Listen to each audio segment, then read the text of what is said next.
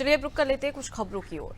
प्रदूषण पर भारत सरकार ने वाहनों के स्क्रैप को लेकर पॉलिसी तैयार की है। इसके तहत सरकारी विभागों में 15 साल से पुरानी सभी गाड़ियों को स्क्रैप करने का निर्णय लिया गया है। इसे उत्तराखंड में लागू करने के लिए धामी मंत्रिमंडल ने मंजूरी दे दी है। इसके तहत 50 करोड़ रुपए विशेष केंद्रीय सहायता दी जाएगी। राज्य सरकार निजी वाहनों के स्क्रैप पर नया वाहन खरीदने पर टैक्स में छूट देगी। साथ ही पुरानी बकाया धनराशि को भी माफ किया जाएगा। ऐसे में निजी वाहन स्वामियों को नया वाहन खरीदने पर टैक्स में 25% की छूट दी जाएगी। स्क्रैप नीति लागू की हुई है, आपको पता है, जिसमें 15 साल से पुराने सभी व्हीकलों की जो सरकारी हैं खास करके उनकी तो रजिस्ट्रेशन भी ना करने का भारत सरकार ने नोटिफिकेशन कर दिया गया है। और इसमें इसको स्टेट ने भी आज माननीय कैबिनेट ने इसको अप्रूव किया, जिसमें कमर्शियल व्हीकल के ऊपर जो स्क्रैप करा के नया व्हीकल लेगा उसको जो टैक्स देगा, कमर्शियल व्हीकल को 15% की छूट मिलेगी और जो प्राइवेट व्हीकल है उसको 25% और अधिकतम सीमा 50,000 रुपये तक की ये छूट दी जाएगी। भारत सरकार ने एक स्कीम भी लॉन्च की है कि जो प्रदेश ये काम पूरा कर लेंगे उनको 50 करोड़ रुपया सेंट्रल असिस्टेंट के रूप में भी दिया जाएगा। तो इसी खबर पर ज्यादा जानकारी लेके हमारे साथ में state bureau head Sonu Singh जुड़ गए हैं। सोनू, मंत्रिमंडल में कई अहम प्रस्तावों पर मंजूरी लग गई है, मुहर लग गई है, लेकिन सबसे खास कि टैक्स को लेकर एक बड़ी जानकारी भी दी है। सबसे पहले मैं आपसे जानना चाहूंगी कि वाहन स्क्रैप पॉलिसी क्या है?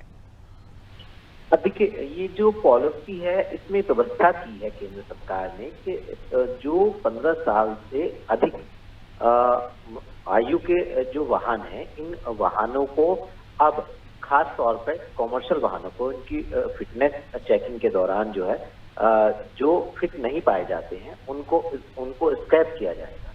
और इसके तहत अब राज्य सरकार ने इस व्यवस्था को लागू कर दिया है। एक तरफ केंद्र सरकार इस योजना के तहत कार्य करने पर राज्य सरकार को भी प्रोत्साहित करेगी और दूसरी तरफ राज्य सरकार ने इसके लिए अलग अलग व्यवस्था तय की है केंद्र के मानकों के अनुरूप। इसमें व्यावसायिक वाहनों के लिए अलग परसेंटेज रखा गया है और अलग समय तय किया गया है। निजी वाहनों के लिए अलग परसेंटेज रखा गया और अलग समय तय किया गया है। और जो सरकारी वाहन है उनके लिए भी सबका समय एक ही है कि 15 से ज्यादा साल जिन गाड़ियों का उपयोग हो चुका है उन गाड़ियों की फिटनेस की जाएगी और उसके बाद उनको स्क्रैप किया जाएगा। निजी वाहनों में इस बात की छूट जरूर दी गई है कि जो गाड़ी 15 साल की उपयोग हो रही है वो 15 साल के उपयोग के बाद जो है वो व्यक्ति विशेष की वाहन स्वामी की इच्छा पर निर्भर करेगा और उसके बाद वो उसको स्क्रैप करा सकता है। इसमें छूट दी गई है और टैक्स में भी छूट दी गई है और एक अलग अलग नियमों के तहत इसमें व्यवस्था की गई है। तो कहीं ना कहीं केंद्र सरकार राज्य सरकार को और राज्य सरकार सरकारी वाहनों के साथ साथ व्यवसायिक और जो निजी सेक्टर के वाहन है इनको आने वाले समय में व्यवस्थित करेगी और यही इस पूरी की पूरी पॉलिसी का लबोलुबाब जी। सोनू, लेकिन बड़ी बात कि जो वाहन फिट नहीं है उसे कैसे चिन्हित करेगी और कहीं ना कहीं इसके लिए क्या रोड मैप तैयार किया गया है?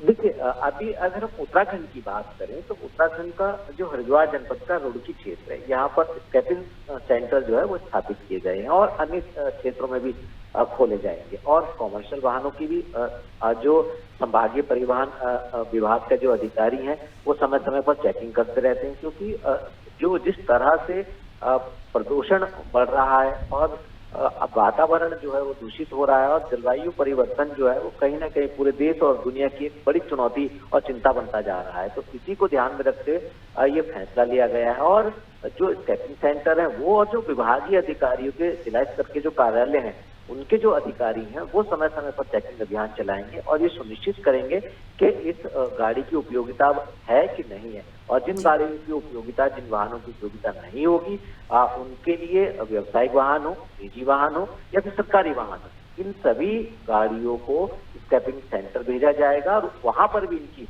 फिटनेस चेक होगी और उसके बाद फिटनेस चेक के बाद फिर निर्णय लिया जाएगा। जो सरकारी वाहन है और जो व्यावसायिक वाहन है उसके लिए तो सरकार ने अलग गाइडलाइन तय की है और जो निजी सेक्टर के वाहन है उनको अगर हम उन पर गौर करें तो उनपे वाहन स्वामी की इच्छा पर निर्भर होगा। तो कहीं ना कहीं आने वाले समय में जो दिनों दिन ये पर्यावरण दूषित हो रहा है और प्रदूषण जो बढ़ रहा है इस पर भी रोकने की कोशिश होगी। और वाहनों की जो व्यवस्था है वो एक व्यवस्थागत ढांचे में कहीं ना कहीं फिट होगी। तो ये एक कोशिश की जा रही है, थोड़ा समय जरूर लगेगा, लेकिन आने वाले समय में हम देखेंगे कि जो ज्यादा उपयोग हो चुके वाहन है, चाहे वो सरकारी वाहन है, चाहे वो प्राइवेट है, चाहे वो कॉमर्शियल वाहन है, इन सभी वाहनों पर एक व्यवस्था हो जाएगी। और इस व्यवस्था के तहत, इस पॉलिसी के तहत जो है आने वाले समय में प्रदूषण में भी कहीं ना कहीं ये कारगर साबित होगा। और सरकार इसके तहत जो लोगों को राहत दी जाने वाली है उसमें भी सहयोग करने की कोशिश करेगी। जी सुनो, जैसा कि आपने पर्यावरण का जिक्र किया है, तो तमाम ऐसे जो अनफिट वाहन हैं उनको जब बदला जाएगा तो कहीं ना कहीं यहाँ पर सरकार की ओर से, चाहे केंद्र सरकार हो या राज्य सरकार, दोनों ही सरकारों की ओर से टैक्स में छूट दी जाएगी नए वाहन खरीदने पे।